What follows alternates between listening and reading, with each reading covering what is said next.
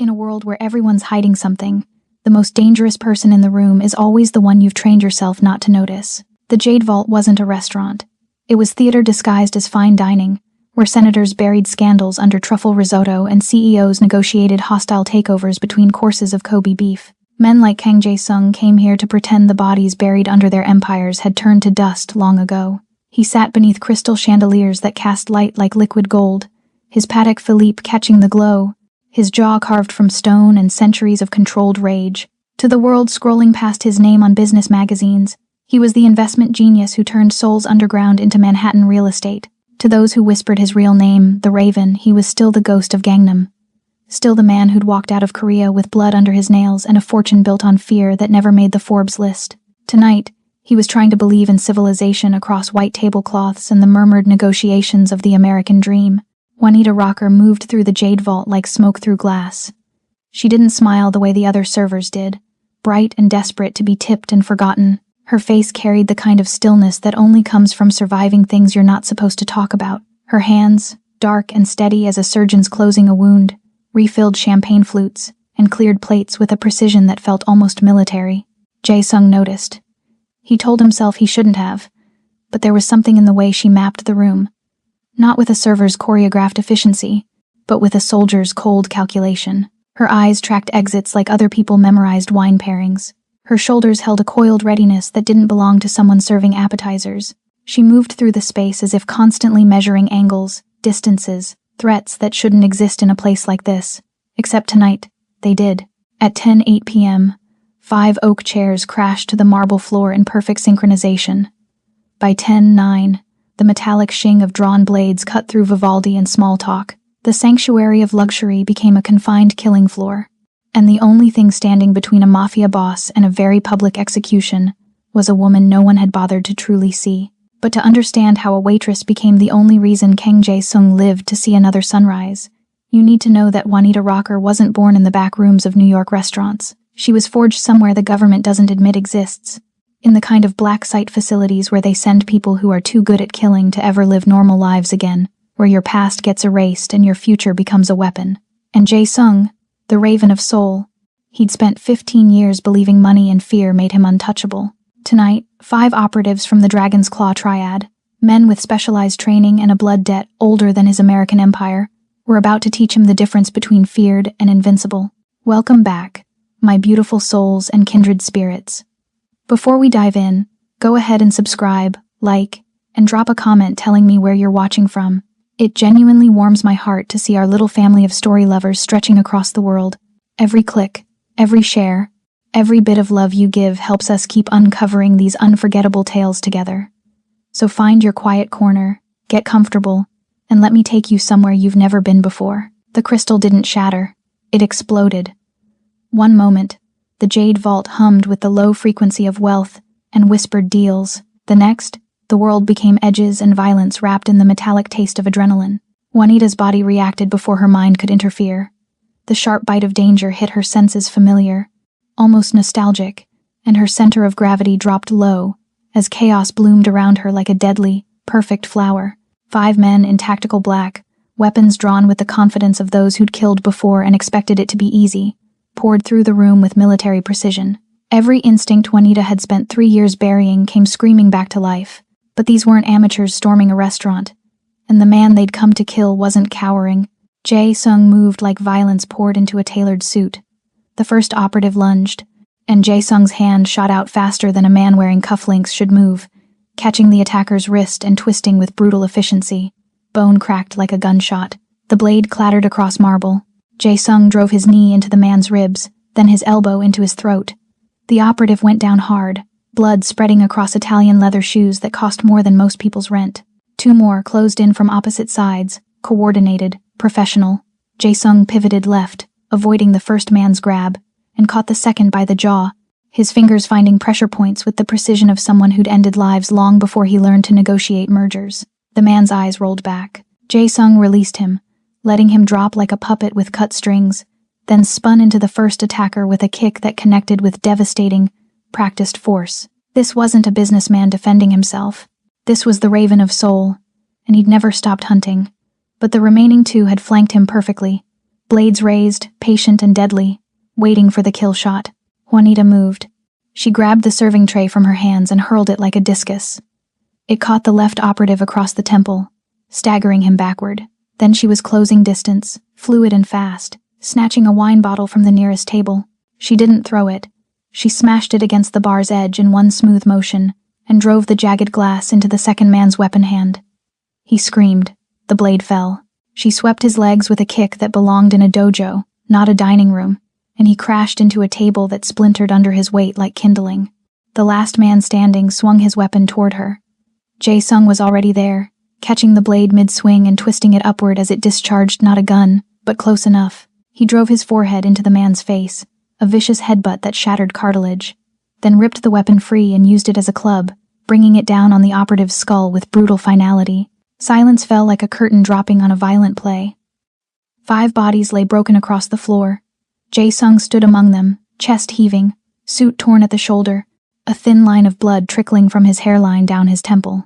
He looked like a god of war dressed for a shareholder meeting, and Juanita stood frozen across from him, realizing with cold clarity that she hadn't saved him at all. He'd been managing just fine. Their eyes met across the wreckage, across overturned chairs and spilled wine that looked too much like blood. His gaze was dark, burning, something in it that made her breath catch in her throat. Not gratitude, not relief. Something hungrier, something far more dangerous. "You fight well," he said, voice rough with adrenaline and something else. "But you hesitated. That last man, you left him for me." Juanita opened her mouth, closed it. She had hesitated, just for a fraction of a second. Her body had recognized him as something equal, not someone who needed saving, but someone who'd already saved himself. Jae-sung stepped over bodies like they were furniture, moving toward her with predatory focus. Blood stained his expensive cufflinks. His jaw was set. He looked magnificent and terrifying and utterly, dangerously alive. "Who are you?" Not a question. A demand. "Someone who should have stayed invisible," Juanita said quietly. Too late for that. He was close now. Close enough that she could smell sandalwood cologne mixed with gunpowder and violence. Close enough to see the way his pulse beat in his throat. "You move like a soldier, fight like a trained operative, but you serve drinks in my restaurant." "Your restaurant? I own this place. Own most of the block." His eyes never left hers. "Which means you work for me. And you just killed men in my establishment without permission." The air between them crackled with something electric and impossible to name. Juanita should run, should disappear into the New York night and never look back. But something held her in place, the way he looked at her, like she was a puzzle he intended to solve with his bare hands if necessary. Sirens wailed in the distance, growing closer. "The police are coming," Juanita said, voice steadier than she felt. "You need a story. I have one. Self-defense. 5 armed assailants attempted murder. Civilian casualties avoided thanks to alert staff." He tilted his head, studying her. "But you won't be here for it, will you? You'll vanish, because women like you don't talk to police." He knew. Somehow he knew. Juanita took a step back. Jae-sung matched it forward. "Stay," he said. Simple, commanding. The voice of a man who'd built an empire on being obeyed. "I don't take orders. Then take advice." His gaze intensified. "The dragon's claw sent these men. They know about you now, about what you can do. That makes you valuable, or a liability." He paused. "I'm offering protection. I don't need it. Everyone needs something." He raised his hand slowly, deliberately, and wiped a speck of blood from her cheekbone with his thumb. The touch was electric. Intimate, possessive, even ghosts. Juanita's breath stuttered. His hand lingered at her jaw, warm and solid and dangerous, and for one impossible moment, she wanted to lean into it, wanted to let someone else carry the weight she'd been dragging alone for 3 years. Then reason returned. She stepped back, breaking contact. "This was a mistake," she whispered. "No." Jae-sung's voice was certain. Final. This was fate. Juanita turned and ran, disappearing through the kitchen exit before he could stop her, before her treacherous body could betray her further. But she felt his gaze on her back the entire way. Hot, possessive, inevitable. Like a predator watching prey he'd already decided to claim. 48 hours after the Jade Vault became a crime scene, Jae-sung sat in his penthouse watching the city sprawl below like a circuit board of sin and ambition. The media had feasted on the story with their typical hunger for violence dressed in wealth. Billionaire investor survives brutal assassination attempt. 5 attackers dead. Heroic self-defense. His lawyers had crafted the narrative with surgical precision, turning carnage into a triumph of justice. But Jae-sung wasn't thinking about optics or public perception or the carefully orchestrated press conference his team had staged. He was thinking about her, Juanita Rocker. The name felt like a lie sitting on his tongue, artificial and constructed. Everything about her was carefully built fiction, and he'd confirmed that within 6 hours of her disappearance. No employment history before 2019. No paper trail leading backward into a past that should exist for every American citizen. No digital footprint beyond the ghost-thin identity of a woman who served drinks and collected tips and vanished into the margins of a city too busy to notice. She was Smoke wearing a uniform, moving through his world like she had every right to be invisible. He'd spent 2 days tracking her, using resources that could find anyone, anywhere. The kind of network that made privacy a quaint illusion for everyone except, apparently, her. His head of security, Min Ho, had finally delivered results an hour ago, standing in this same penthouse with the exhausted satisfaction of a man who'd moved heaven and digital earth. The woman from the restaurant, Min Ho had said, setting a tablet on the glass desk between them. She quit via text 3 hours after the incident. No forwarding address, no explanation. But our people spotted her in Koreatown yesterday. Place called the Brass Lantern, dive bar on the edge of the district. She's tending bar there now. Jae-sung had smiled then. Cold and predatory. Still hiding in plain sight. Still serving drinks. Pouring liquor for strangers. Playing at invisibility as if she could erase what he'd witnessed. As if he could forget the way she'd moved through violence like it was choreography she'd been born knowing. As if their synchronized dance of death hadn't branded itself into his memory with the permanence of scar tissue. There's more, Min Ho had continued, swiping to a photograph. A tattoo, partially visible on the wrist of one of the dead operatives. A serpent coiled through a lotus flower, fangs bared. Dragon's claw triad. We've identified all 5 men. Ex-military, specialized in close-quarters wet work. They weren't sent to scare you, Jae-sung. They were sent to end you. And the client? We're still tracing the contract, but preliminary intelligence suggests Dragon's Claw leadership. There's been tension since you acquired the shipping routes through Busan. They're calling it territorial encroachment. Min Ho had paused, choosing his next words with care. This isn't going to be the last attempt. They've made it personal now. 5 men dead in a public space means they'll escalate to save face. Jae-sung had dismissed him with a gesture, his mind already elsewhere, already calculating. The triad was a problem that could be managed, eliminated, or negotiated with depending on the variables. But Juanita Rocker, the woman who fought like she'd been trained by ghosts and vanished like she'd never existed, she was the equation he couldn't solve. And Kang Jae-sung had built an empire by refusing to leave mysteries unresolved. Now, he stood and buttoned his suit jacket, the charcoal fabric settling against his shoulders with the weight of armor. The drive to Koreatown would take 30 minutes through evening traffic, 30 minutes to plan his approach, to decide whether he was pursuing a potential asset or chasing an obsession that had nothing to do with strategy, and everything to do with the way her eyes had locked with his across blood-spattered marble.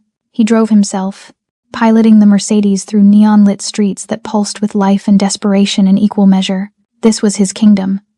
Not the boardrooms where men pretended violence was a metaphor, but these streets where power spoke in languages the city's elite pretended not to understand. Korean script glowed on storefronts, restaurants steamed with the scent of home cooking, and small shops sold dreams to immigrants who traded one struggle for another, believing American soil would make the weight easier to carry.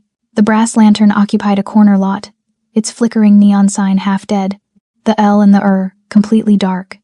Inside, the air smelled like stale beer and cigarette smoke that had seeped into the walls over decades. A handful of regulars hunched over drinks at the bar, nursing wounds that had nothing to do with physical violence and everything to do with surviving in a city that ate the weak. And behind the bar, moving with that same hypnotic grace that had first caught his attention, was Juanita. She looked up when he entered, their eyes locking across the smoky, dim interior.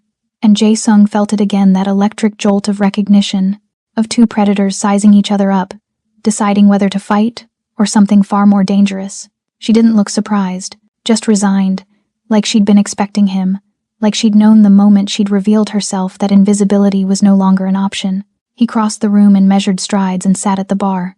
The wood was scarred and sticky, decades of spilled drinks creating a topography of forgotten nights. She approached slowly, cautiously, like someone approaching a caged animal that might or might not still be restrained. "Whiskey," he said, his voice cutting through the low murmur of the bar's other patrons. The expensive kind you keep for people who actually matter. Her lips twitched, almost a smile, the first genuine expression he'd seen her wear. We don't have expensive anything here, Raven. The use of his real name sent a thrill through him, dark and possessive. She knew. She'd known who he was from the beginning, which meant her presence at the Jade Vault had been deliberate, calculated. The mystery deepened. Then give me whatever helps people forget, he said. She poured bottom-shelf bourbon into a glass that had seen better decades, slid it across the scarred wood. Her fingers brushed his when he took it, and the contact was brief but electric, sending heat racing up his arm. He saw her register it too, the slight widening of her dark eyes, the almost imperceptible catch in her breath. You shouldn't be here, Juanita said quietly, her voice pitched low enough that only he could hear. They'll be watching you, following you. Coming here puts me in the crosshairs. You've been in the crosshairs since you decided to intervene. He took a sip of the bourbon. It was harsh, cheap, burned, going down in a way that expensive liquor never did. The Dragon's Claw knows about you now. Knows what you can do. That makes you valuable or a liability, depending on how they choose to perceive the situation. I can disappear. You tried that already. I found you in 48 hours. He leaned forward, elbows on the bar, closing the distance between them. How long do you think it'll take trained operatives with a vendetta and unlimited resources? She was silent, her jaw tight, her hands gripping the edge of the bar with enough force that her knuckles went lighter beneath her brown skin. He could see the war playing out behind her eyes, the calculation, the risk assessment, the stubborn pride that wanted to refuse his help simply because accepting it meant admitting vulnerability. What do you want? She finally asked. The truth. Who you are. Why you were at the Jade Vault that night. How a woman serving drinks moves like a trained killer. He paused, letting the questions hang in the smoke-filled air. And then I want you to work for me. I don't work for people like you. People like me? His smile was cold, dangerous. You don't even know what kind of person I am. I know enough. I know you've built an empire on fear and violence, and money laundered through legitimate businesses. I know the Raven of Soul has a body count that would make most serial killers look like amateurs. I know you're exactly the kind of man I spent 3 years trying to escape. Her voice was steady, but he heard the tremor underneath, the exhaustion of a woman who'd been running too long. And yet you saved my life. That was instinct, muscle memory. It didn't mean anything. It meant everything. He stood, moving around the bar with deliberate intent, invading her space until they were separated by inches instead of the wooden barrier. She didn't back away, didn't flinch, just tilted her chin up to hold his gaze. Defiant, magnificent. The Dragon's Claw came for me, and you revealed yourself to keep me alive. That makes you involved whether you want to be or not. They'll come for you now, to eliminate a witness, to tie up loose ends, to send a message about what happens to people who interfere in triad business. Then I'll handle it. Alone? Running from city to city, bar to bar, always looking over your shoulder, waiting for the knife you don't see coming? He raised his hand, slowly, giving her time to pull away, and brushed his thumb across her cheekbone. Her skin was warm, soft, and he felt her shiver under the touch. Or you could accept my protection, my resources, and help me find the person who broke my security and gave the Dragon's Claw access to the Jade Vault. You think it was an inside job? I know it was. That restaurant is a fortress. 5 men with specialized weapons don't just walk in without help. His hand slid from her cheek to the curve of her jaw, tilting her face toward his. Someone in my organization betrayed me. Someone close enough to know my schedule, my security protocols, my blind spots. I need someone I can trust to help me find them. You don't trust me. No, he admitted, his voice dropping to barely above a whisper. But I trust that you want to survive. And right now, our survival is linked. Help me find the traitor. Eliminate the triad threat. And then you can disappear again. I'll give you resources, new identity, enough money to vanish so completely that even I won't be able to find you. She searched his face, looking for the lie, the manipulation, the trap. He let her look, kept his expression open, honest in a way he rarely allowed himself to be, because the truth was more complicated than a simple business transaction. The truth was that he'd been obsessed with her since she'd vanished into the night, that he dreamed about the way she'd moved through violence with deadly grace, that he wanted to unravel every secret she was hiding and claim them all for himself. And what happens after we find your traitor? She asked. Then we're even. You saved my life. I'll give you yours back. Just like that? Just like that. Another lie. Because he knew with bone-deep certainty that he would never let her go. But she didn't need to know that yet. First, he needed her cooperation, her skills, her presence in his life for long enough that she'd stop seeing him as the enemy and start seeing him as something far more dangerous, a partner. Juanita exhaled slowly, and he watched the decision crystallize in her eyes. I don't work for you. We're partners, equals. I lead the investigation into your security breach, and you provide resources and protection. When it's done, we walk away clean. Agreed. He extended his hand, formal, businesslike, sealing the deal. She took it, her palm warm against his, her grip firm and strong. The handshake lasted longer than it should have, both of them holding on, feeling the current of something unspoken and inevitable running between them. My car's outside, he said. We start tonight. She nodded, untying her apron and tossing it onto the bar. As they walked toward the exit, side by side, Jae-sung felt the first stirrings of something he hadn't experienced in years. Not just desire, though that was certainly present, burning in his veins like liquid fire, but something deeper, more complex. The sense that this woman, this ghost who fought like a demon and vanished like smoke, might be the only person in the world capable of understanding the darkness he carried, and that made her either his salvation or his destruction. He was looking forward to finding out which. The safe house existed in the kind of neighborhood where people learned not to ask questions. Tucked between a Korean bathhouse and a storage facility in Flushing, the building's exterior suggested abandonment, graffitied walls, boarded windows, the aesthetic of urban decay. But the moment Jae-sung's palm touched the biometric scanner hidden behind a loose brick, everything transformed. The steel door that looked rusted was military grade. The interior was pristine, minimalist, luxury wrapped in cutting-edge security. Juanita stepped inside and felt the weight of surveillance settling over her skin like a second layer of clothing. Cameras in the corners, motion sensors disguised as smoke detectors, bulletproof glass on windows that appeared normal from outside. This wasn't a safe house. It was a fortress designed to look like nothing worth noticing. You built this? She asked, her voice echoing in the stark white entrance hall. I own 17 properties like this across the city. Places to disappear when disappearing becomes necessary. Jae-sung moved past her, his presence filling the space with controlled energy. He shrugged off his suit jacket, draping it across a chair that probably cost more than her monthly rent at the apartment she'd abandoned 3 cities ago. Beneath the jacket, his dress shirt clung to shoulders that spoke of discipline and violence kept leashed. The bedroom's upstairs, bathrooms stocked. You'll find clothes in the closet, various sizes. Help yourself. Clothes? You'll be staying here. Safer than a hotel, more secure than any place you could rent on short notice. He moved to a console embedded in the wall, his fingers dancing across a holographic interface. Screens materialized in the air, displaying security feeds, financial data, encrypted communications. We have work to do.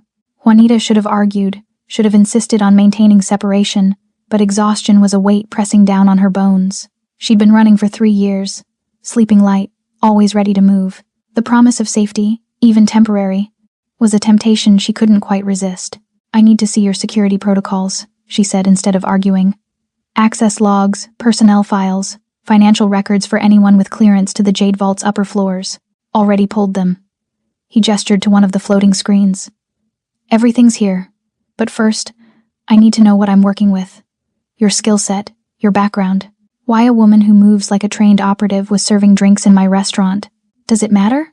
It matters if I'm trusting you with information that could destroy me. He turned to face her fully, and the intensity of his gaze made her breath catch.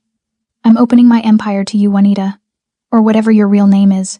The least you can do is tell me who you are. The least you can do. As if truth were a small thing, easily given. As if her past weren't soaked in blood and government denial and the kind of operations that disappeared from official records before they ever existed. My real name is Juanita, she said slowly. That part's true. The rest, Rocker, isn't my birth name. That came later, after I finished my contract with a program that doesn't officially exist. Domestic security operations. The kind where you're trained to infiltrate, extract, eliminate threats to national security without leaving evidence behind. Black Ops. Something like that. Except we operated on American soil, against American targets. Citizens the government decided were too dangerous to arrest, too connected to prosecute, too valuable to kill, obviously. She wrapped her arms around herself, suddenly cold despite the climate-controlled temperature. I was recruited young, 17. Told I had aptitude for violence and a face that made people underestimate me. They trained me for 3 years, then deployed me for 5. By the time I turned 25, I had 17 confirmed kills and a psychological profile that suggested I was one operation away from a breakdown. Jae-sung listened without interruption, his expression unreadable, his body utterly still. So I disappeared, Juanita continued. Faked my death during an operation in Miami, used contacts I'd made to build a new identity, decided to become invisible, to serve drinks and blend into the background and never use those skills again. Her laugh was bitter, hollow.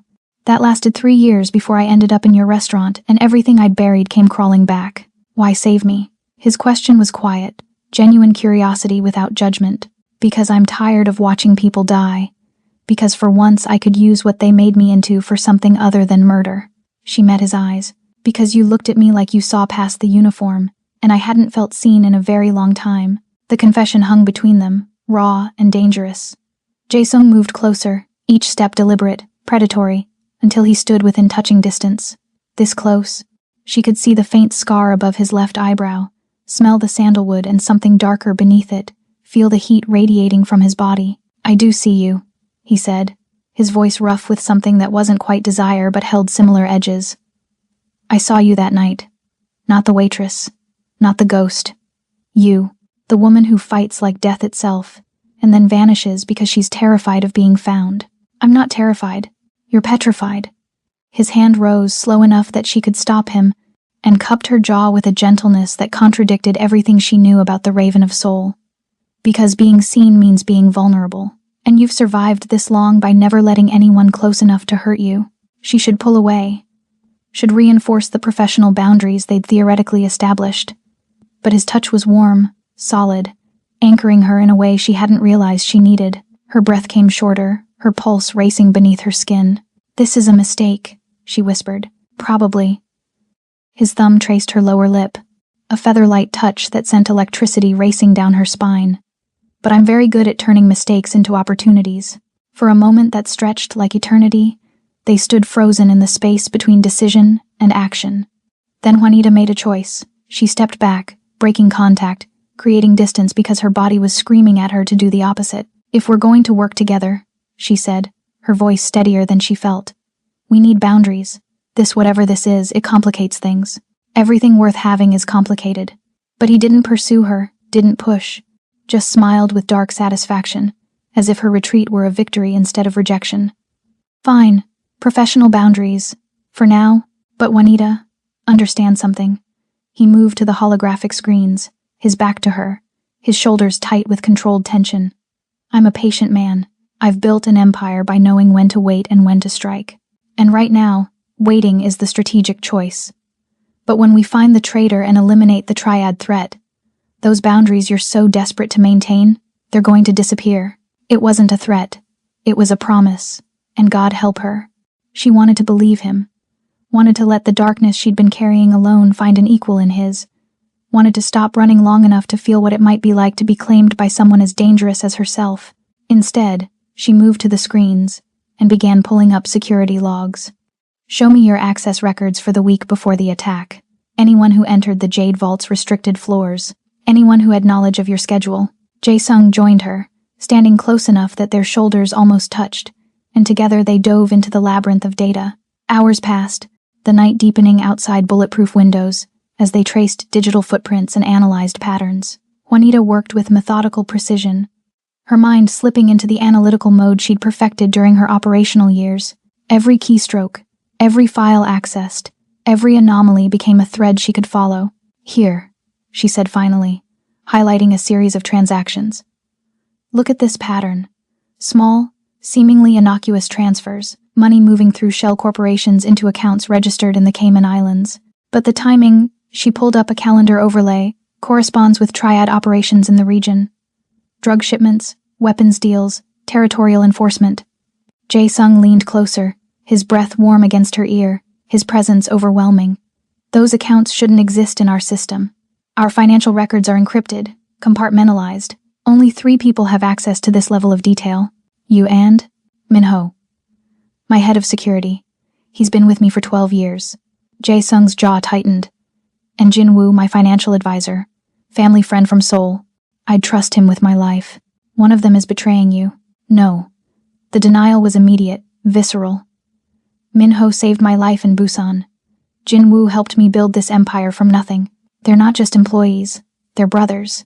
Juanita turned to face him fully, her expression hard. Then one of your brothers is selling you to the Triad, because these transactions are too sophisticated, too deeply embedded in your legitimate operations, to be anyone outside your inner circle. She watched the realization break over him like a wave, the way his features shifted from denial to fury, to something colder, more dangerous. Betrayal had a particular kind of pain, she knew, especially when it came from family. We need to confirm which one, he said finally, his voice stripped of emotion. And then we need proof that will hold up if I decide to make this legal instead of permanent. And if you decide to make it permanent? His smile was a blade wrapped in darkness. Then I'll need your help making it look like an accident.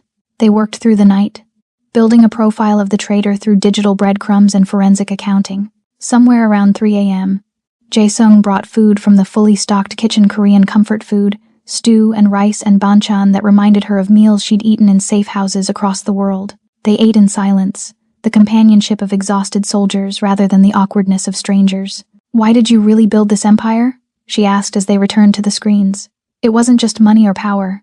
Men like you, we don't do things for simple reasons. You're right. It wasn't about money. He was quiet for a long moment, his gaze distant. I came to America with nothing but blood under my nails, and a name that meant something in Seoul's underworld. I was 22, angry, convinced I could rebuild here what I'd lost there. But I learned quickly that America doesn't care about your overseas reputation. Here, I was just another immigrant with an accent and a history I couldn't prove. So you proved it. I built an empire that couldn't be ignored. Turned nightclubs into money laundering operations, legitimate businesses into fronts for everything the city wants to pretend doesn't exist. And somewhere in the middle of building, I forgot why I started. The empire became the point, the violence became normal, and the man I'd been the one who believed in something beyond survival. He died somewhere between Seoul and Manhattan. Juanita understood that death, had experienced her own version when the government had molded her into a weapon and then discarded her when she'd begun asking questions about the people she was killing. We're quite a pair, she said softly. Two ghosts pretending to be human. Maybe that's why I can't stop thinking about you. He turned to her, and in the blue glow of the holographic screens, he looked like something carved from shadows and desire. Because you're the first person I've met who might understand what it's like to carry this weight. Understanding doesn't make it lighter. No, but it makes it less lonely. The confession settled between them, heavy and intimate, and Juanita realized they'd crossed some invisible line without meaning to. Professional boundaries were dissolving in the face of shared darkness, mutual recognition of what they'd both become. It's almost dawn, she said, though she made no move to leave. We should rest. Continue this later when we're fresher. Probably. But neither of them moved, both caught in the magnetic pull of proximity and exhaustion, and something far more dangerous than simple attraction. Finally, Jae-sung stepped back, breaking the spell. The bedroom upstairs is yours. I'll take the couch down here. We'll resume in the afternoon after we've both slept. Juanita nodded, grateful for the escape, and climbed the minimalist floating staircase to the second floor. The bedroom was exactly what she expected. Clean lines, expensive sheets, more luxury disguised as simplicity. She should have been too wired to sleep, her mind still racing with data and possibilities. But the moment her head hit the pillow, exhaustion dragged her under. She dreamed of blood and shadows and a man with a dragon tattooed across his back, watching her from across a room filled with corpses. 3 days into the investigation, the evidence became undeniable. Jinwoo, Jae-sung's financial advisor, the man who'd helped him build legitimate businesses from criminal foundations, who'd stood beside him through territorial wars and government audits, who was family in every way that mattered, was the viper hidden in silk. Juanita had confirmed it through painstaking reconstruction of digital breadcrumbs. Encrypted communications routed through the dark web, financial transfers timed precisely with Triad operations, and finally, the smoking gun. A recovered message from a Triad lieutenant that read, "Your Korean protection is a myth, Jae-sung. You will fall by your own hands." They sat in the safe house's main room, the evidence displayed across multiple screens, irrefutable and devastating. Jae-sung stared at the data with the expression of a man watching his world collapse in real time. He hadn't spoken in 20 minutes, hadn't moved, barely seemed to breathe. "I'm sorry," Juanita said quietly, "because what else could you say to a man confronting betrayal of this magnitude? Don't be sorry." His voice was hollow, scraped raw. "You were right. I was the one who refused to see it, who chose loyalty over logic."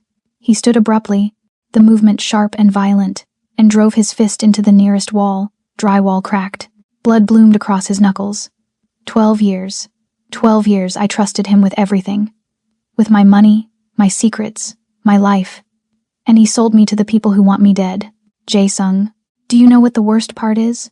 He turned to face her, and the raw pain in his expression made her chest ache. It's that I understand why. Jin-woo lost his brother in the territorial war with the Triad 3 years ago, a casualty of my expansion into their territory. I told him it was necessary, that his brother's death bought us leverage. That sacrifice was the price of empire, and he smiled and nodded, and helped me consolidate power while he plotted my destruction. He made a choice, a wrong one. But that's on him, not you, is it? His laugh was bitter, broken. I built this empire on blood and fear. I made decisions that destroyed families, ended lives, created enemies who'll never forgive or forget. Jin-woo's betrayal is just the bill coming due for all the violence I pretended was justified. Juanita crossed the room and took his damaged hand in hers, her fingers gentle as they traced the split knuckles. You're not the monster you think you are. You don't know what I've done. I know exactly what you've done. I can see it in every careful decision, every moment of controlled violence, every time you choose strategy over impulse. She met his eyes, willing him to hear her.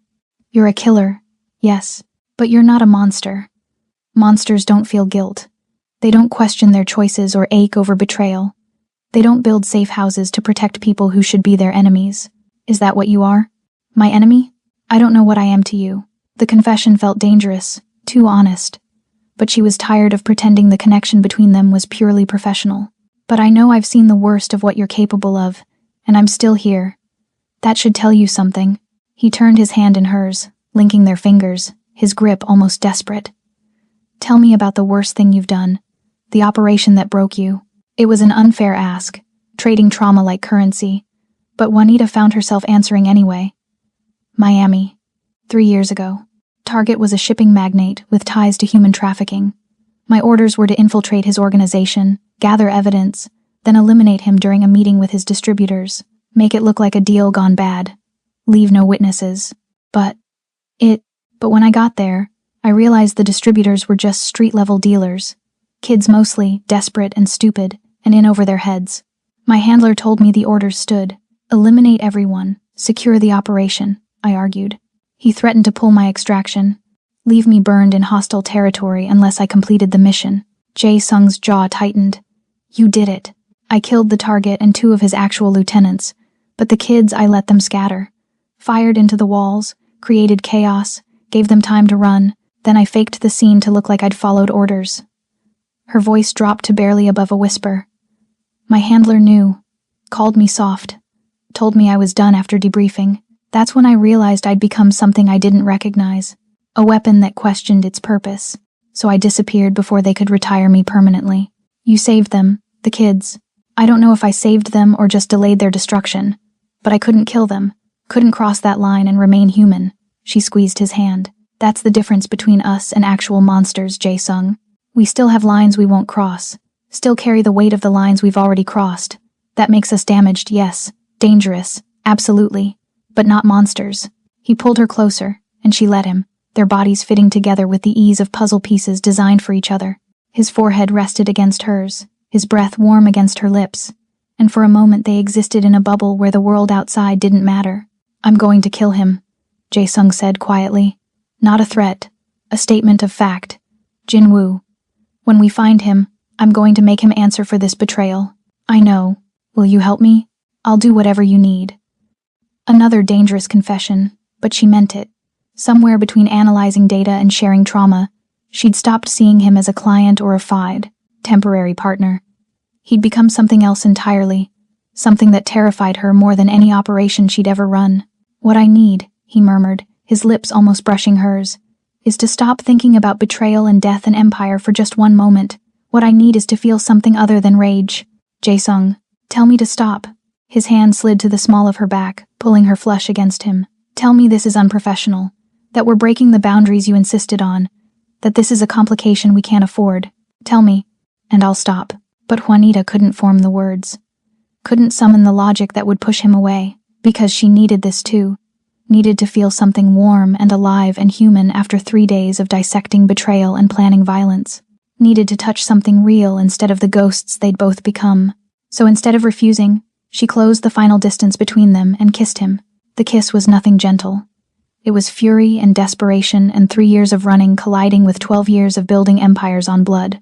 His hands tightened on her body, one sliding up her spine to tangle in her hair, the other gripping her hip with enough force to bruise. She responded with equal intensity, her fingers digging into his shoulders, pulling him closer, deeper, trying to crawl inside his skin and share the darkness that was threatening to consume them both. They broke apart, gasping, foreheads pressed together, both trembling with the force of what they'd unleashed.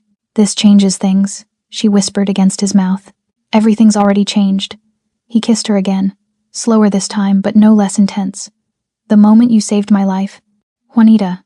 The moment I decided I wasn't letting you vanish. This was always inevitable." She knew he was right. Had known it from that first locked gaze across blood-spattered marble. They were two broken people who'd found something almost like wholeness in each other's jagged edges. It wasn't healthy. Probably wasn't safe. Definitely wasn't smart. But it was real.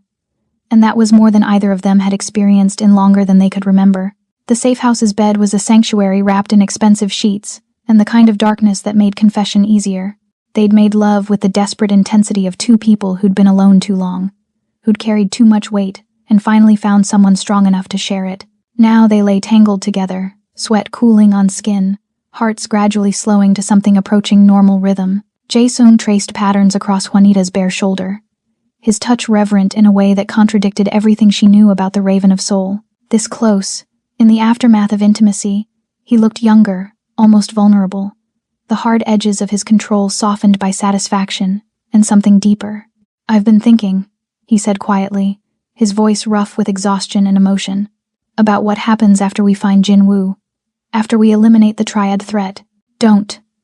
Juanita pressed her finger to his lips, silencing him. "Don't make plans for a future that might not exist. Let's just have this. Right now, without thinking about tomorrow. You think we won't survive? I think we're both too damaged to build anything lasting." She shifted to face him fully, her dark eyes serious. "I think you'll eventually realize I'm a reminder of your worst moments, and I'll realize you. T-was, continue. We're too much like the life I was trying to escape." "Or," he countered, his hand sliding to cup her jaw, "we'll realize we're the only people in the world who understand each other completely, the only ones who can look at our darkness and not flinch." Before she could respond, his phone shattered the intimacy with a harsh vibration against the nightstand. Jae-sung grabbed it, his expression shifting to business mode with practiced ease. "Min-ho," he said, answering. Then his entire body went rigid. "When? Are you certain?" A pause. "No, don't approach him. I'm coming in." He ended the call and was out of bed immediately, reaching for his clothes with military efficiency. Jin-woo's disappeared. Min-ho went to his apartment for a scheduled briefing and found it abandoned. But he left something behind. A message addressed to me. Juanita was already dressing, her body moving on autopilot. Could be a trap. Almost certainly is. He pulled on his shirt, his movements sharp with controlled fury. "Which is why you're coming with me. I need your eyes on this." They arrived at Jae-sung's headquarters, a legitimate investment firm occupying 3 floors of a Manhattan high-rise 20 minutes later. Min-ho met them in Jae-sung's private office, his expression grim. He was a compact man in his 40s, scarred and efficient, with the look of someone who'd seen violence and learned to speak its language fluently. "It was sealed with your private cipher," Min-ho said, handing Jae-sung a heavy envelope. "Security footage shows Jin-woo entering his apartment 2 days ago but never leaving. We think he used the maintenance tunnels to disappear." Jae-sung opened the envelope with careful precision. Inside was a single sheet of paper with an address in Brooklyn and a message written in Korean. Juanita couldn't read the characters, but she saw the way Jae-sung's face drained of color. "What does it say?" she asked. "Come face the consequence of your choices, brother. The dragon awaits in the place where your empire was born. Come alone, or watch your city burn." Jae-sung's voice was hollow, mechanically reading a script that had already been written. "It's the warehouse where I processed my first shipment into American ports, where I built the foundation of everything I own. It's an ambush," Juanita said flatly. "He's luring you into triad territory with enough firepower to end you permanently." "I know." But Jae-sung was already pulling up blueprints of the warehouse on his office computer, analyzing entry points and sightlines with the focus of a man planning war. "Which is why I'm bringing a small team. Elite operators. We go in prepared for the worst. No.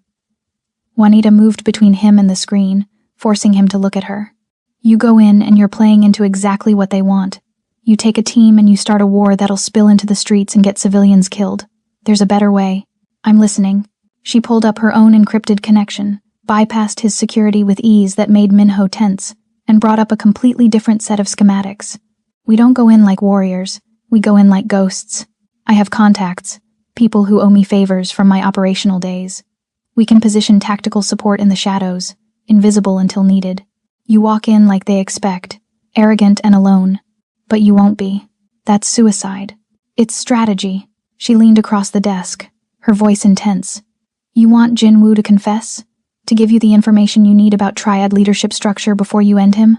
Then you need him confident. Thinking he's won. The moment you show up with obvious backup, he'll detonate whatever trap he's prepared and we'll get nothing. Minho looked between them, his expression skeptical. And who is this woman you're trusting with your life? Jae-sung? She appears at the restaurant, coincidentally skilled enough to save you. Now she's running operations from your private office? She's with me, Jae-sung said simply. That's all you need to know. With all due respect, that's not enough. Not when your life's on the line. Juanita understood the security chief's suspicion. In his position, she'd be asking the same questions. My name is Juanita Rocker. I'm former covert operations, domestic security. I've been off the grid for 3 years. Your boss and I have a mutual interest in seeing the Dragon's Claw eliminated and his traitor exposed. That's the extent of our relationship. Liar, her heart whispered. But her face remained impassive. Minho studied her for a long moment, then nodded slowly. If Jae-sung trusts you, that's enough for me. But understand this if you're playing him. If this turns out to be a deeper deception, there's nowhere you can run that I won't find you. Noted. She turned back to Jae-sung.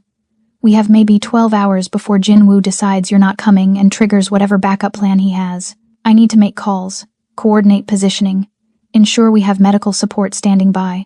You need to prepare yourself mentally for whatever he's going to say. I'm ready. No, you're not. She touched his arm, the gesture brief but laden with meaning. Jinwoo is going to say things designed to hurt you, to make you understand his betrayal was your fault, to plant doubt and guilt and make you hesitate when you need to act. You need to armor yourself against that now. Jae-sung's jaw tightened, but he nodded. Set it up. Whatever you need. You have my complete authorization. As Juanita moved to a secure terminal and began making encrypted calls, reaching out to ghosts from her operational past, she felt the weight of what they were about to do settling across her shoulders. This was the kind of operation that either resolved everything cleanly or destroyed everyone involved. There was no middle ground. And somewhere in the planning, in the careful coordination of invisible support and strategic positioning, she realized she'd made a choice, not just about helping Jae-sung eliminate his traitor, but about what came after. She'd spent 3 years running from the violence she'd been trained for, trying to become someone else. But watching Jae-sung face betrayal with the kind of controlled fury that reminded her of herself, she understood something fundamental. You couldn't run from what you were. You could only choose how to wield it. And maybe, just maybe, wielding it beside someone who understood the weight was better than carrying it alone. As dawn broke over Manhattan, painting the sky in shades of blood and gold, they finalized the plan. Jinwoo's trap would become their sting. The dragon's confidence would become their weapon. And whatever happened in that warehouse, whatever truths were exposed or blood was spilled, they would face it together. 2 predators who'd finally stopped pretending to be anything other than what they were. The horizon waited, sharp-edged and unforgiving.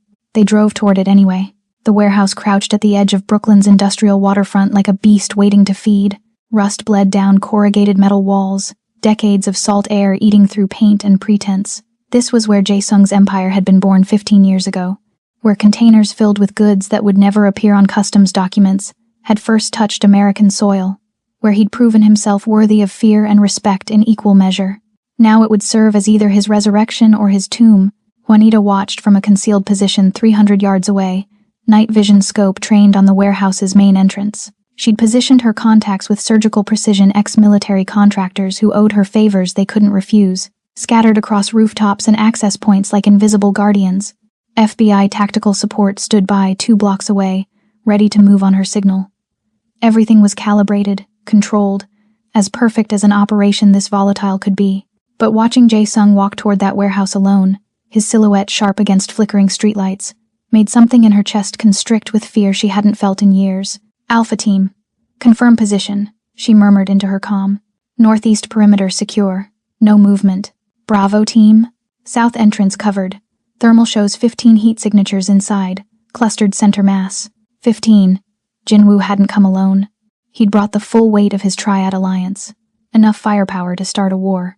Juanita's jaw tightened as she adjusted her rifle's scope, tracking Jae-sung's steady approach. He'd refused to wear body armor, said it would signal fear, weakness, said he needed Jinwoo to believe he was walking into death with the arrogance of a man who'd never truly faced consequence.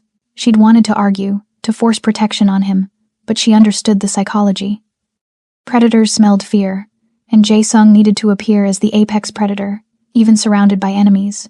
He reached the warehouse door and paused, one hand on the rusted handle. For just a moment, he looked back toward her hidden position, though he couldn't possibly see her through the darkness. The gesture felt like goodbye, like a man acknowledging he might not walk back out. Then he opened the door and disappeared inside. Juanita's world narrowed to the scope, to the thermal signatures moving inside that warehouse, to the sound of her own controlled breathing. Through her earpiece, she heard the faint audio feed from the wire Jae-sung wore, disguised as a button on his shirt. "Hello, brother." Jinwoo's voice, smooth and cold. "I wasn't certain you'd come. Where else would I be?" Jae-sung's tone carried casual menace. "You invited me to the place where everything began. It seemed appropriate to honor that invitation. Always so controlled, so perfectly composed. Even now, walking into a room full of men who want you dead, you can't help but perform superiority. It's not a performance when it's truth." Juanita heard movement. Footsteps on concrete, the subtle rustle of weapons being adjusted. Through the thermal scope, she watched the heat signatures shift, forming a loose circle around Jae-sung's position. They were boxing him in, testing whether he'd brought backup. "I want to understand," Jae-sung said, his voice dropping to something more intimate, more wounded. 12 years, Jinwoo. We built this empire together. I trusted you with everything. Why? Why? Jinwoo laughed, bitter and sharp. "You really don't know. Can't see past your own ambition long enough to understand what you took from me. Your brother. The territorial expansion 3 years ago. My brother. The only family I had left after Korea. You sent him into that conflict knowing it was a suicide mission, knowing the Triad would retaliate with overwhelming force. And when he died, you called it acceptable losses, told me his sacrifice bought us leverage." The pain in Jinwoo's voice was raw, genuine. "You stood at his funeral and delivered a eulogy about honor and duty, then went back to your penthouse and forgot he ever existed. I didn't forget. You didn't care. That's worse." Metal scraped against concrete, a chair being dragged across the floor. "Sit down, Jae-sung. Let me explain how this is going to end." Juanita's finger hovered over her trigger, every muscle coiled tight. But Jae-sung's voice came through steady, controlled. "I'm comfortable standing. Sit down." The words carried lethal promise. "Or I detonate the charges I've placed throughout this neighborhood. 3 apartment buildings, a school, a hospital, all wired to explode if I don't send a cancellation code every 10 minutes. So sit and listen and understand that you're not leaving here alive." Through the scope, Juanita watched Jae-sung's heat signature lower as he sat. Her mind raced through contingencies, calculating blast radius, civilian casualties, the impossibility of finding and defusing explosives she had no intel on. Jinwoo had outplayed them, turned a tactical ambush into a hostage situation that neutralized her entire support network. "The dragon's claw is here," Jinwoo continued, his voice carrying satisfaction. "Their leadership has agreed to a partnership. Your territories, your operations, your empire, it all transfers to them. In exchange, I get what I actually want. Your destruction. Not just your death, Jae-sung. Your complete annihilation. Everyone will know you died begging, broken, betrayed by the person you trusted most. You're making a mistake." Jae-sung's voice remained calm, but Juanita heard the undercurrent of rage building beneath the surface.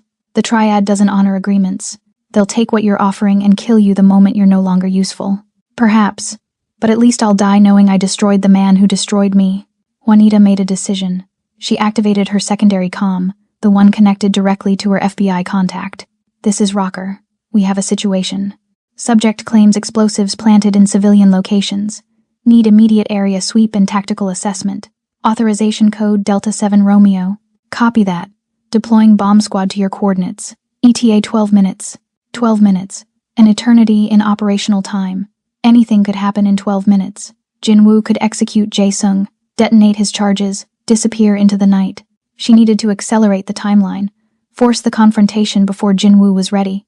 Inside the warehouse, she heard Jae-sung speak again. Before you kill me, answer one question. Was any of it real? The friendship, the brotherhood, the years we spent building something from nothing? It was real. Jinwoo's voice cracked slightly. That's what makes this hurt so much. I loved you like family, Jae-sung, and you threw that love away for territory and power and an empire built on corpses. You made me choose between loyalty and justice. This is justice. This is revenge. There's a difference. Not to me. Juanita heard the distinctive sound of a gun being cocked. Her world crystallized to single-point focus. No more time for strategy, for careful planning, for hoping FBI bomb squads could work miracles.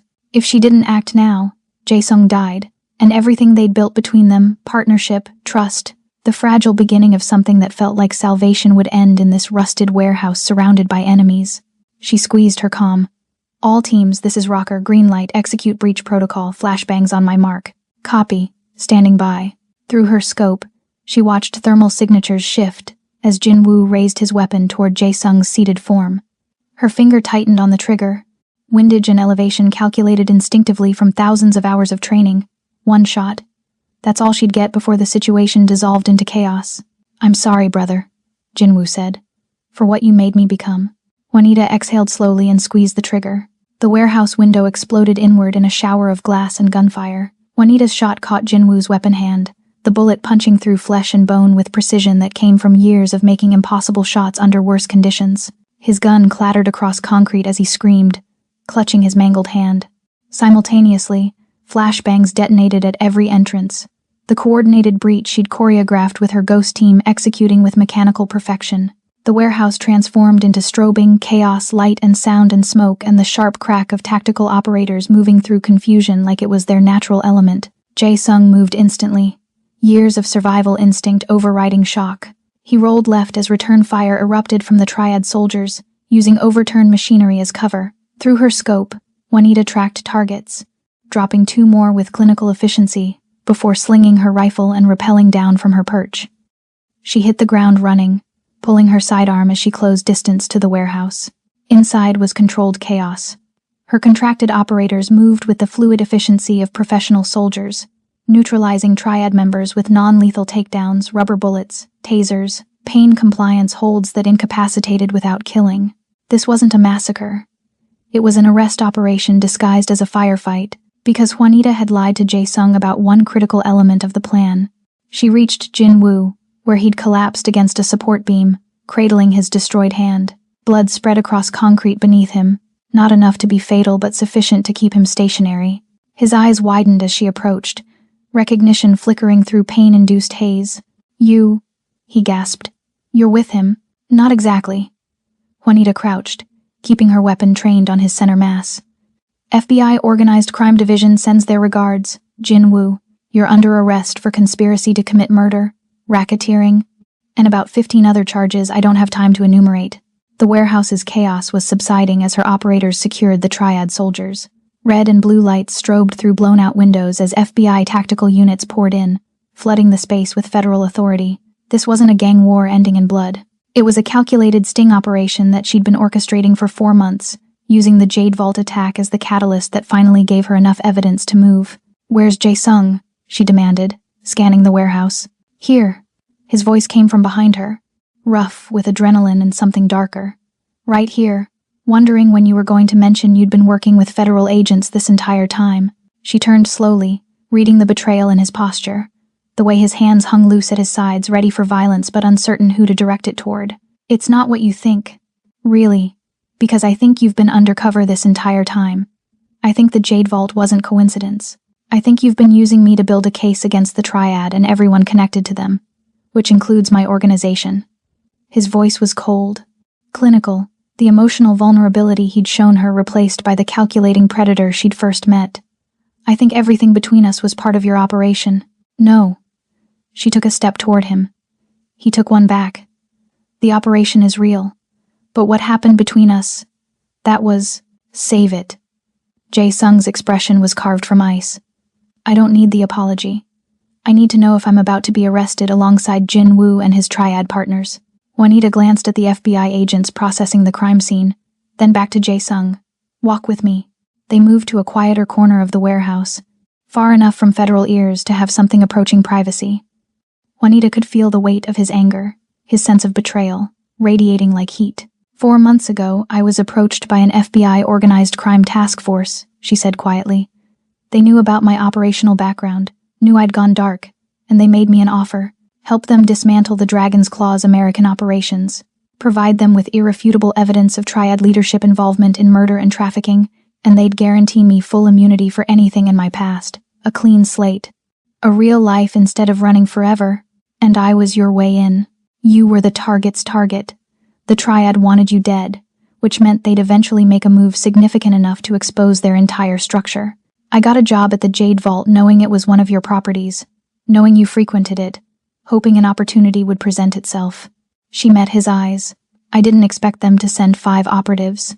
Didn't expect to actually have to save your life. And I definitely didn't expect— Don't. He cut her off, his voice sharp. Don't tell me you didn't expect to feel something. Don't try to convince me any of what happened between us was real when it was all part of your operation. It wasn't part of the operation. She grabbed his arm, forcing him to look at her. Yes, I was working with the FBI. Yes, I used the Triad's obsession with destroying you to gather evidence. But what I felt, what we became to each other, that was never part of the plan. That was me being stupid and reckless and falling for someone I had no business wanting. How convenient. The undercover agent falls for her mark. That's not a story, Juanita. That's a cliché. It's the truth. She released him, suddenly exhausted. And if you can't see that, if you honestly believe I would share what I shared with you, tell you things I've never told anyone, let you see the worst parts of who I am, all as part of some elaborate deception, then you don't know me at all. Jae-sung was silent for a long moment, his expression unreadable. Around them, FBI agents were loading Jinwoo and the Triad soldiers into transport vehicles. The warehouse that had witnessed the birth of his empire was becoming the scene of its partial dismantling. What happens now? He finally asked. Jinwoo and the Triad leadership go to federal prison for the rest of their lives. Your organization. She paused, choosing words carefully. My case was never about you. The FBI wanted the Triad. They got the Triad. As far as federal law enforcement is concerned, you're a legitimate businessman who was the target of an assassination attempt, not a suspect. You protected me. I protected us.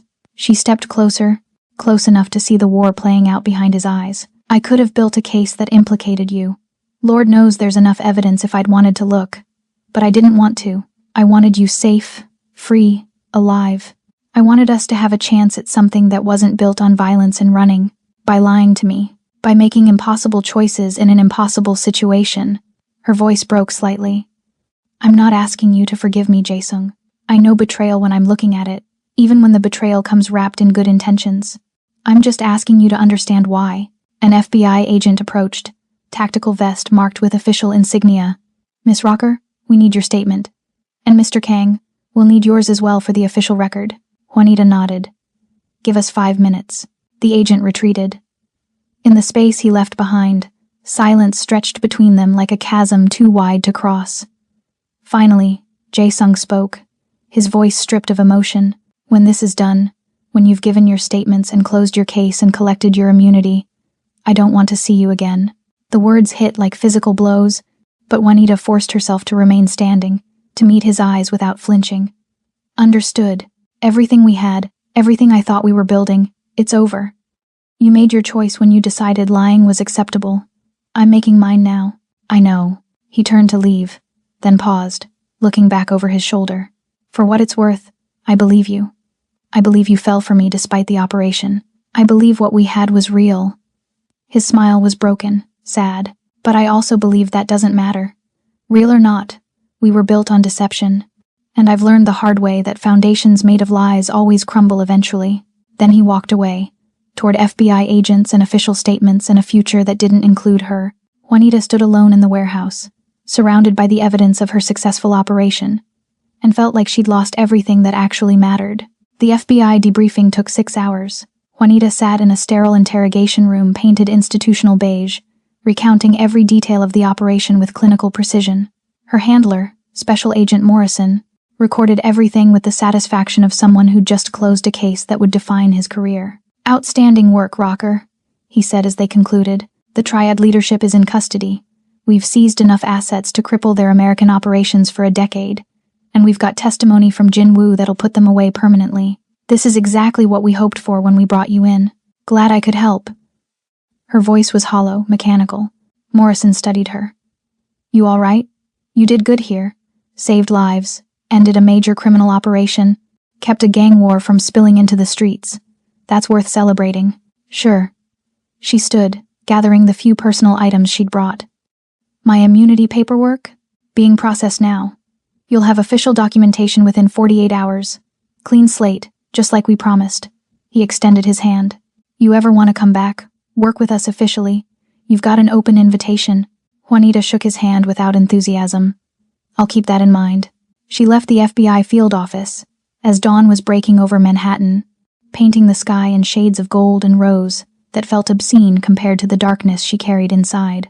Her phone buzzed a text from one of her contracted operators confirming the bomb threat had been a bluff. Jin Woo had been bluffing about the explosives, using psychological warfare instead of actual ordnance.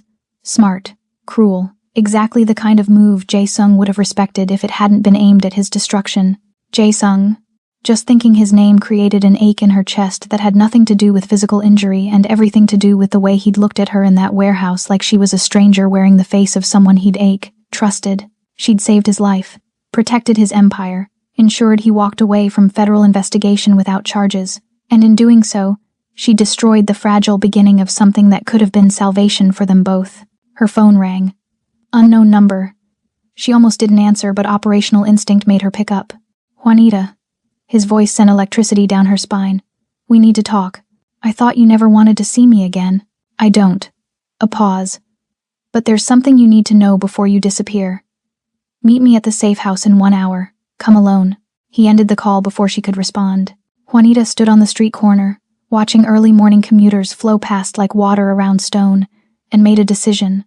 One last meeting. One final conversation.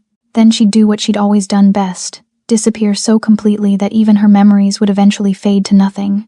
The safe house looked different in morning light, less fortress and more simply empty. She found Jae-sung in the main room, standing before the holographic screens they'd used to track Jin Woo's betrayal. He'd changed clothes, the blood-spattered shirt replaced by casual wear that made him look younger, less like the Raven of Soul and more like a man caught between identities. "Thank you for coming," he said without turning around. "You said there was something I needed to know. Several things, actually." He finally looked at her, and the exhaustion in his eyes was profound. "First, Jin Woo's testimony includes information about my operations. Enough that even with your protection, I'm going to spend the next year under federal scrutiny. My empire as it existed is over. The FBI might not charge me, but they'll dismantle everything I built piece by piece, until all that's left is the legitimate businesses and a reputation too damaged to rebuild. I'm sorry. Don't be. It's what I deserve." He moved closer, close enough that she could smell sandalwood and exhaustion. "Second thing, I was wrong. What I said in the warehouse about you lying, about us being built on deception. I was hurt and angry and lashing out at the only person who didn't deserve it." Juanita's breath caught. "Jae-sung, let me finish." His hand reached out, hesitated, then touched her face with heartbreaking gentleness. "You made impossible choices in an impossible situation. You protected me when you could have destroyed me. You risked your operation, your immunity, maybe your life, to keep me safe. That's not betrayal. That's love disguised as duty. I still lied to you, and I've built my entire life on lies. Who am I to judge?" His smile was sad. "And self-aware? We're both broken people who found something almost whole in each other. The fact that we got there through deception doesn't make it less real, just more complicated." "What are you saying?" "I'm saying that the man I was, the Raven of Soul, the empire builder, the killer hiding behind legitimate business, he's dead. Jin Woo killed him when he proved that everything I'd built could be destroyed by someone I loved." He pulled her closer, until their foreheads touched, until she could feel his breath against her lips. "But maybe that death is freedom. Maybe it's a chance to become someone who doesn't need empire or fear or power to feel whole. Someone who could build a life with a woman who understands darkness because she carries her own." "Jae-sung, I'm not. You're scared. I know. I'm terrified too. But we've survived everything else by being brave when being smart would have meant running. So be brave with me one more time. Come with me. Leave this city that knows us as ghosts and killers. Start somewhere new where we can be whoever we choose. Juanita wanted to say yes, wanted to sink into the promise he was offering, the fantasy of redemption and second chances, but reality crashed against desire like waves against stone. I can't, she whispered.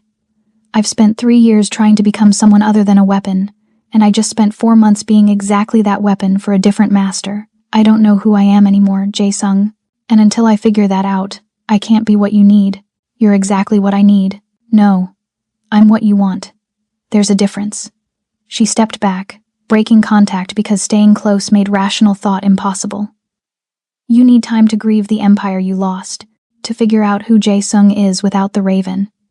And I need time to decide if I'm capable of being something other than the weapon they made me into. Maybe when we've done that work separately, independently, we can find each other again and see if what we feel survives reality. And if it doesn't, then at least we'll know we tried on our own terms instead of clinging to each other because we're both afraid of being alone. Jae-sung was silent, processing, calculating whether to push or accept her logic. Finally, he nodded. How long? I don't know. 6 months? A year? However long it takes for us to become people who can build something lasting, instead of 2 broken survivors holding each other together through sheer will. That's a long time. It's necessary. She allowed herself one last touch, fingers tracing his jaw, memorizing the angles of his face.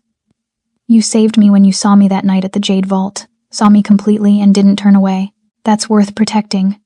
Worth waiting for. Worth becoming the best versions of ourselves so we don't destroy it with our damage. He caught her hand, pressed his lips to her palm in a gesture of farewell and promise combined. Where will you go? Somewhere quiet. Somewhere I can think without running. She smiled, fragile and genuine. What about you? Japan, maybe. My mother's family has property in Kyoto. Somewhere I can remember who I was before soul and violence and empire. His grip tightened. I'll find you when I'm ready. When I'm whole enough to deserve what you're offering. I'll be waiting. They stood together in the morning light streaming through bulletproof windows. 2 predators learning to be human. 2 weapons discovering they could choose a different purpose. Then Juanita pulled away, walked to the door, and forced herself to leave without looking back, because looking back would have shattered her resolve completely. 6 months later, Juanita stood on a balcony overlooking the Pacific Ocean, watching waves crash against California coastline with hypnotic rhythm. She'd chosen Santa Barbara for her exile, far enough from New York to feel like escape, close enough to familiar territory that she didn't feel completely unmoored. She'd bought a small house with money from her FBI immunity agreement, something modest and hers, the first space she'd owned in over a decade. The work of becoming human again had been harder than any operation she'd run. Therapy with a specialist who understood operational trauma, long days of hiking in silence and learning to be alone without being lonely, reading books that had nothing to do with tactics or survival, cooking meals that weren't just fuel, building a life that wasn't defined by running or hiding or waiting for the next threat. It wasn't perfect. Some nights she still woke, gasping, caught in nightmares of blood and missions gone wrong. Some days the absence of purpose felt like drowning, but slowly, painfully, she was discovering a version of herself that existed separate from violence. A woman who could choose peace without feeling like a coward. Her phone buzzed. A message from an unknown number containing only coordinates and a time. Tomorrow, sunset, a private airfield 30 miles north. She smiled, something warm and real unfurling in her chest. The airfield was small, private, the kind of place where people with resources and need for discretion conducted business away from official channels.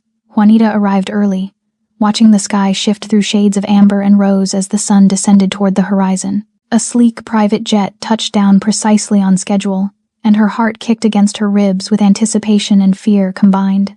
Jae-sung emerged from the aircraft, looking transformed. The ruthless edges of the Raven had softened into something more human, more accessible. He wore simple clothes, moved with easier grace, carried himself without the constant calculation of threat assessment. But when his eyes found hers across the tarmac, the intensity remained that fundamental recognition of kindred spirits that had drawn them together in blood and chaos. "Hi," he said as he reached her. The simplicity of the greeting almost absurd after 6 months of silence. "Hi yourself." She studied him, cataloging changes. "You look different. I feel different. Lighter. Like I finally stopped carrying weight I was never meant to hold." He smiled, and it reached his eyes in a way it never had before. Japan was good. Quiet. gave me time to remember what it felt like to be just a man instead of an empire. And I like being just a man, especially if that man gets to build a life with a woman who understands why empire was so seductive in the first place. Juanita felt tears prick her eyes, sudden and unexpected. I've missed you. Every day, even when I knew separation was necessary, I missed you so much it physically hurt. I know. I felt the same. He closed the distance between them, cupping her face with hands that had killed but now held only gentleness. But the missing made this moment possible. Made it so when I tell you I love you. I'm not saying it from a place of desperation or survival. I'm saying it because you're the only person I want to share my life with. Now that I've figured out what that life should be, I love you too. The words felt like freedom instead of surrender. Not the raven, not the ghost. You. The man who's brave enough to choose peace after a lifetime of war. He kissed her then, soft and deep and full of promise, the kind of kiss that spoke to futures instead of stolen moments. When they broke apart, both breathless, he gestured to the jet. I have something to show you, a proposal, if you're interested. They boarded the aircraft, and Jae-sung pulled up holographic displays showing property listings. A vineyard in Sonoma Valley, acres of land, existing structures that could be renovated, potential for building something beautiful from the ground up. I want to make wine, he said, the confession almost shy. Something that requires patience and care, and waiting for things to grow instead of forcing immediate results through violence. Something honest. Juanita laughed, surprised and delighted. A mafia boss turned winemaker? A man building a life with the woman he loves. He took her hand. I want to do this with you. Build something together that isn't founded on empire or operations or anyone's agenda, but our own. I want to wake up next to you without wondering if today's the day someone comes to kill me. I want to argue about barrel aging and terroir instead of territories and rivals. I want boring and peaceful and real. That sounds perfect. She squeezed his fingers. Absolutely perfect. They flew north as the sun set, painting the sky in shades of blood and gold that no longer felt ominous, just beautiful. Below, California stretched out like a promised land that had seen violence but could host redemption just as easily. Land where two people who'd been weapons could learn to be gardeners instead. Do you think we'll ever completely escape what we were? Juanita asked quietly. No, Jae-sung said honestly. I think we'll always carry the scars. Always have skills we wish we'd never learned. Always understand darkness in ways most people can't. But maybe that's okay. Maybe being honest about our damage is better than pretending we're innocent. Two predators who chose to stop hunting. Two people who finally found home in each other. The jet soared over vineyard country, chasing the horizon toward a future they'd build together. Not perfect, not innocent, but theirs, chosen deliberately instead of forced by circumstance. They'd survived empire and betrayal and operations that should have destroyed them. They'd learned to be honest about their darkness, and brave enough to seek light anyway. And maybe, in a world that demanded you be either weapon or victim, choosing to be human was the most radical act of all. Juanita leaned her head against Jae-sung's shoulder, feeling his arm wrap around her with possession that felt like safety instead of control. Outside the window, the horizon stretched infinite and waiting. They were flying toward it together, finally running toward something instead of away. That had to count for everything. So tell me, beautiful souls, what did you think? Did this story of broken people finding wholeness in each other's darkness touch something deep inside you? Did you feel the weight of their choices, the heat of their attraction, the impossible beauty of two predators choosing peace? Drop a comment and let me know which moment made your heart race. Was it the restaurant massacre? The betrayal? That first kiss in the safe house? Or maybe it was the ending, watching them fly toward redemption together. I want to hear from you because your thoughts, your feelings, your connection to these characters, that's what makes storytelling magic. And if this story left you hungry for more dark romance, more dangerous men, and the fierce women who match them, hit that subscribe button, smash that like, share this with someone who understands that the best love stories aren't about perfection. They're about two damaged people brave enough to build something real from the wreckage. Because we've got more stories waiting in the shadows, more tales of forbidden desire and dangerous devotion, and I don't want you to miss a single one. Until next time, my kindred spirits, remember that sometimes the most dangerous thing you can do is choose to be loved exactly as you are, darkness and all. Stay beautiful, stay brave, and I'll see you in the next story.